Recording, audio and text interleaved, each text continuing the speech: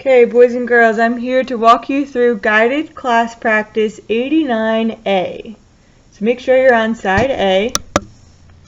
And the first thing you'll need to do, before you write your name, you're going to draw a 2.5-inch line segment starting at that dot.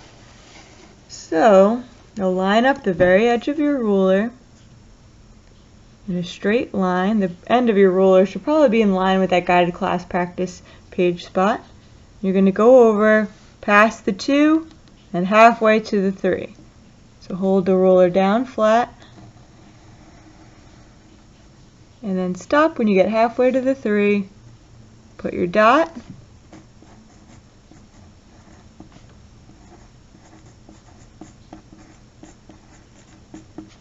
and then you'll measure the line for the date. So I see the date comes past the 3 to 3.5. So it's 3.5 inches. Good. So we are ready to begin. Let's read number 1. We're looking for any important information. There are 17 children in room 12. 10 children went to the nurse's office to have their eyes checked. How many children are in room 12 now? Let's read the question again. How many children are in room 12 now? So what are we looking for? How many what? How many children? So now let's go back through and find what's important. There are 17 children in room 12.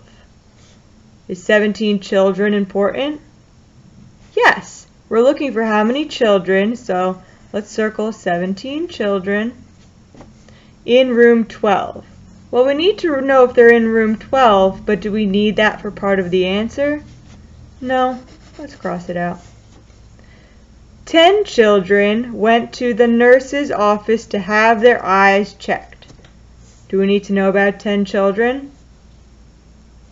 Yes, why? Are they in room 12 now? Well, no, but we need to know how many are in room 12 now. If 10 children went to the nurse's office, if they went away, what kind of story problem is this? Some went away. So 10 children went away. I think we're ready to write our number sentence. So first we started with 17 children in room 12. And if 10 children went to the nurse's office, that means they went away. And that means we have 17 minus 10 CH period equals, and what is 17 children minus 10 children? Don't think I'm going to give you the answer before you try it on your own. What is it? 7 children. It's the answer to how many children are in room 10 now, or room 12 now. 7 children. Good. Moving on down to number 2. Shelton has 15 markers. Hector has 23 markers. And Tyler has 34 markers. How many markers do the 3 boys have all together? So let's read the question again. How many markers do the 3 boys have all together? What are we asking for? Is it asking how many boys? No. How many markers? And if it's saying how many do they have all together, what does this word all together usually hint at? Usually that means it's going to be an addition problem because you're adding things all together. So let's look for markers here. Shelton has 15 markers. We'll circle 15 markers. Hector has 23 markers. 23 markers. And Tyler has 34 markers. Now we have to look for how many they have all together. Let's use our workspace. Actually, let's write our number sentence first, then we'll use the workspace. So we need 3 boys worth of markers. So we're going to do the first one, 15. Let's just do 15 M. This is a very short line, so let's just use the first letter, M period. 15 markers plus, and the next one is 23 markers, 23 M. And then our last one we did check, we use that, check, we use that. Next we have 34 markers plus 34 M equals, we use that. And now we have to add those 3 together. My advice for you, put a dotted line down the middle of the workspace so that you make sure your numbers are all lined up. First we have 15 markers, 1 10, 5 ones. Then we have 23 markers, 2 10s, 3 ones. And finally, 34 markers, 3 10s, 4 ones. Put a line underneath it, and remember your plus sign to the left of the 3. Now let's solve. First we start with the ones column. 5, 6, 7, 8, 9, 10, 11, 12. We carry the 1 and put the 2 down here. Now let's add. I always like to start with the biggest. 3, 4, 5, 6, 7. Our answer is 72. So 15 markers plus 23 markers plus 34 markers equals 72 markers. Our answer is 72 markers. Good. Moving on down. If you need to pause the video at any point, you can just pause it and then start it again once you're caught up. Number 3. Use the clues to write the children's names on the Venn diagram. So over here we have the Venn diagram, children's pets. We have a circle for dogs and a circle for cats. Sue has only a dog. So where will we write the name Sue? I'm going to circle Sue so I can see where it is when I need to write it. Sue has only a dog. So remember, in this whole circle is dogs, and in between it's cats and dogs. So Sue will be only dogs. Sue. Check. Mary has a cat and a dog. Where will Mary go if she has both a cat and a dog? Good. Mary goes in the middle. Make sure you write it pretty small so that you're going to have space in case there's any more that need to go in there. Check. Peter has only a cat. So this is only dogs. This is both cats and dogs. What will this be? Only cats.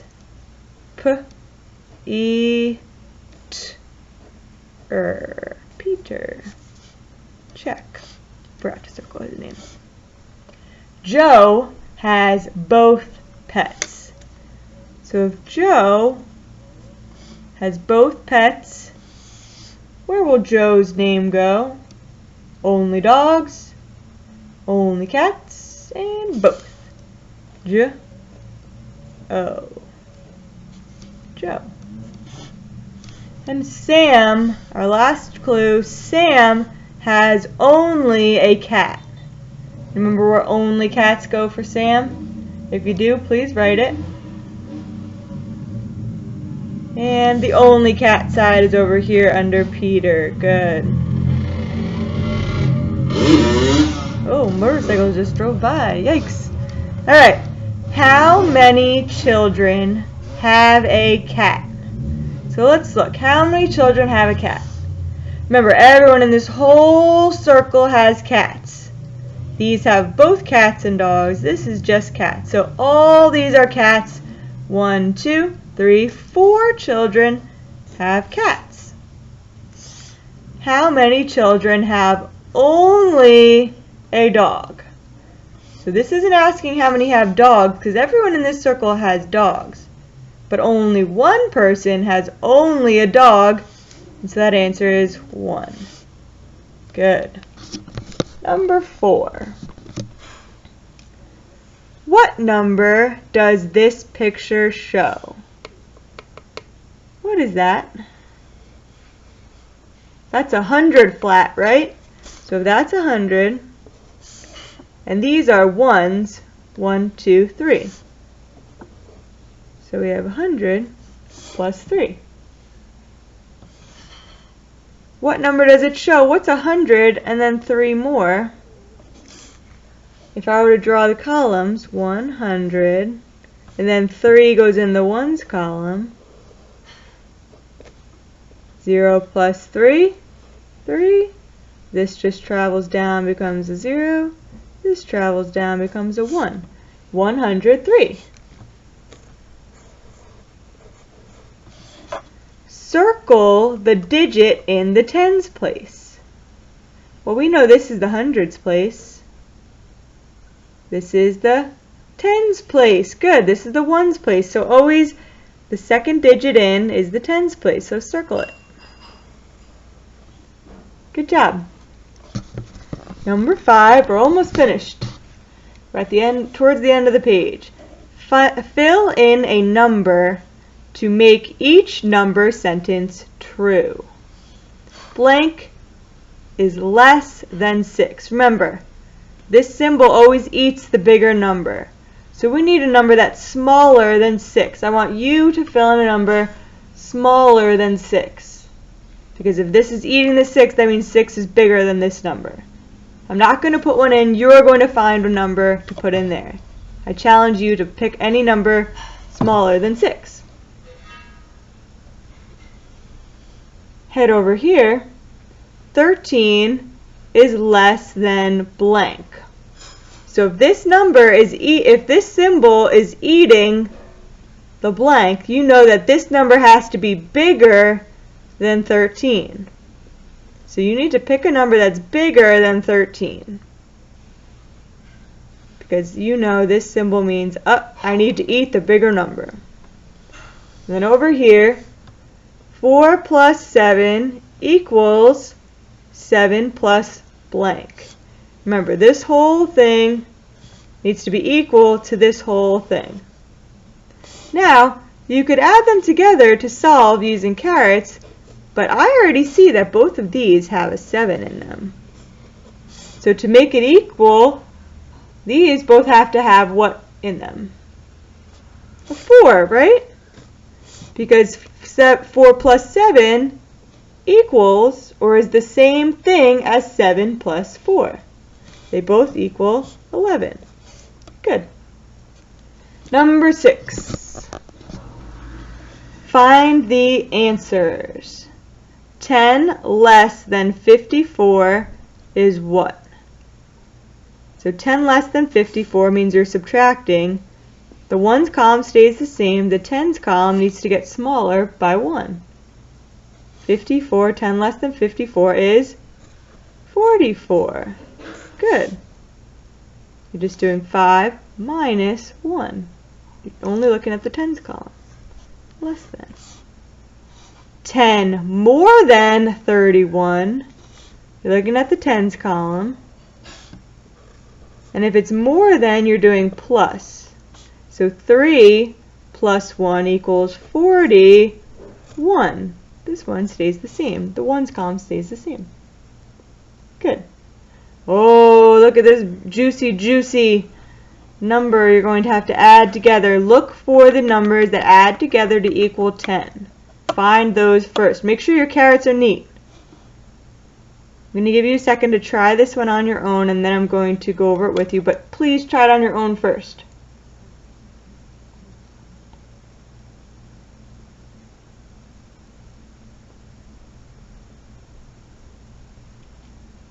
Okay, let's find some to add together to equal 10. So I'm starting with the 8. I know 8 plus 2 equals 10. Do I have a 2? There's a 2. 8 and 2 equal 10. Circle it. I have a 3. I know 3 plus 7 equals 10. Let's look for a 7. I have one. 3 and 7. 10. Check. I have a 9. 9 plus 1 equals 10. Let's look for a 1. I have it. 9 plus 1 equals 10. Good. And so I've already used this 2. I know 6 plus 4 equals 10. Do I have a 4? I do. Look at that. I've used all of my numbers. So now I can just count by tens to find the answers. 10, 20, 30, 40. Wonderful. And our very last problem, our last little cutie problem. He's so cute. We have 63 plus 18. Start with the ones column when we do 8 plus 3, 3 plus 8. Remember, with addition, it doesn't matter which order you add them in. With subtraction, you always have to go top to bottom. But addition, you can add in any order. So let's cover up the tens column. I always like to start with the bigger number when adding. It makes it easier to count on. 8, 9, 10, 11. So 11 means 1 10, 1 1. Now I'll add the tens column. 6, 7, 8. And remember, the cent sign needs to go at the end. Very good. I hope this was helpful to go over the math page with me. I know the math pages are getting kind of tricky now. So best of luck to you, and enjoy your math.